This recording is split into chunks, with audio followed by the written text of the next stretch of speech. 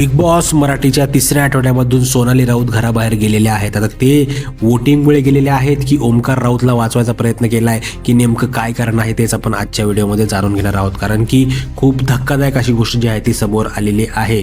आता त्याआधी तुम्ही आपल्या चॅनलला सबस्क्राईब केलं नसेल तर सबस्क्राईब करा, कारण की आपण असंच ऑन पॉईंट जे आहे ते डिस्कशन करायचा प्रयत्न करत असतो. चला आता मुद्द्याकडे वळूया.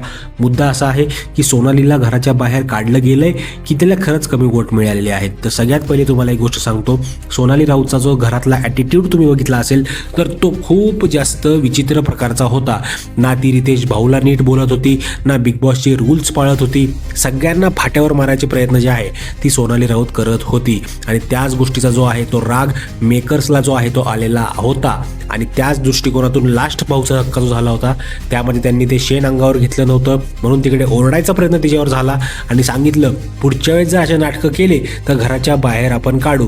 आणि या आठवड्यामध्ये जे आहे ते तिकडे खूप जास्त जे आहे ते रूल मोडायचा प्रयत्न त्यांनी तिकडे केला आणि त्यामुळेच बिग बॉसचं डोकं फिरलं. आणि त्याच्यामध्ये ओमकार राऊतला जे आहे ते खूप जास्त तिकडे एक काय होतं त्याला सुवर्ण संधी मिळाली की सोनाली राऊतच्या ॲटिट्यूड आणि इगोमुळे जी आहे ती घराच्या बाहेर गेली आणि ओमकार राऊत तिकडे सेव्ह झालेला आहे.